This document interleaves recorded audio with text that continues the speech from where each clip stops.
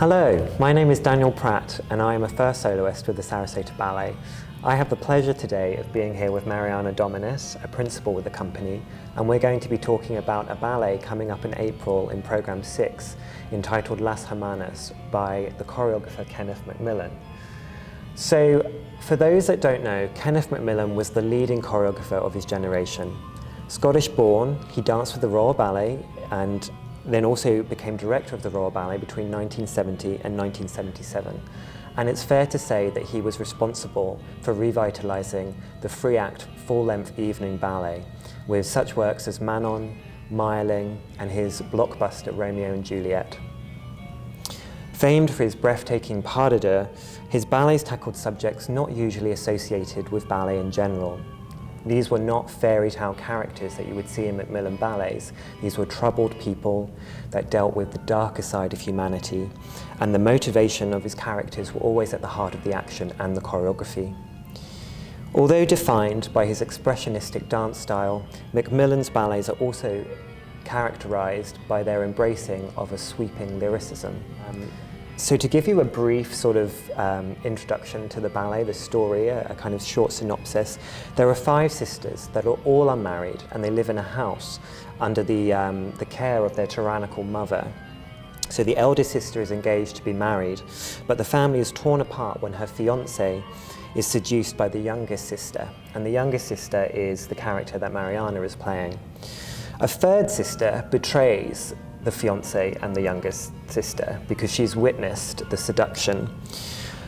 So the result of this is that the fiancé is banished in shame, the eldest sister is doomed to live as a spinster, not exactly what you'd be expecting at an evening at the ballet. So, Marijana, with that description of the ballet, what's your first impression of the work? Because obviously you've got a very unique perspective because you know it from the inside out, in a way. Mm-hmm.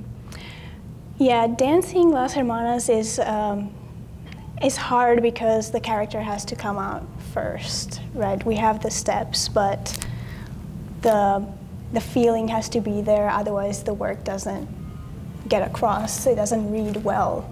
And we get help from Maggie a lot that those things read the way that they're supposed to. We have to, as an artist, take risks so that the right character comes out, but it's at the front of the room that gives us feedback and helps us to make the work whole.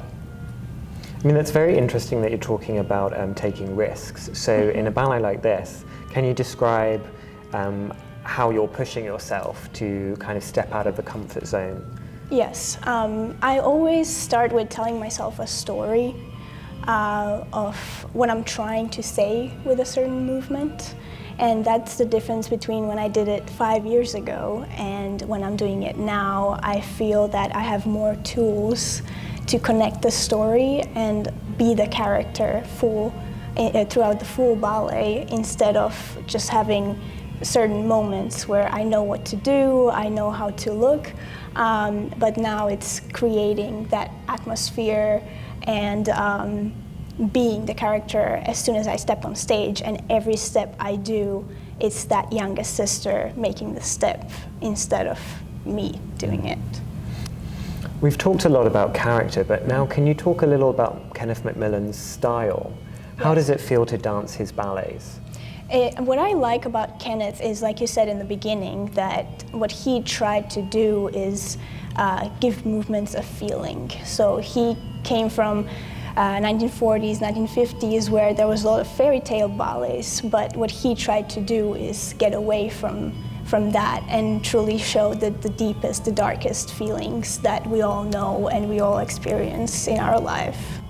You know, you're dealing with very heavy subject matter. Does that affect how you feel when you're dancing it, or is there just a different approach that you have to take when it's something so dark? Yeah, it's definitely hard to portray something that you haven't quite experienced yourself. But I think the hardest part for me is when she you know, she's so bold and flirty, doesn't care, doesn't know what consequences her actions are going to bring. But then in the end, she realizes what damage she has done to her family. And that moment, that decision, it happens when she's on the floor and there's no steps, there's no movement. So it's just facial expressions, her little movements, there's not much happening. That's the moment that is the hardest because there's not a lot to go off of, and that's where it all happens. Can you talk a little bit about coaching from Margaret Barbieri, so Maggie, we affectionately call her here.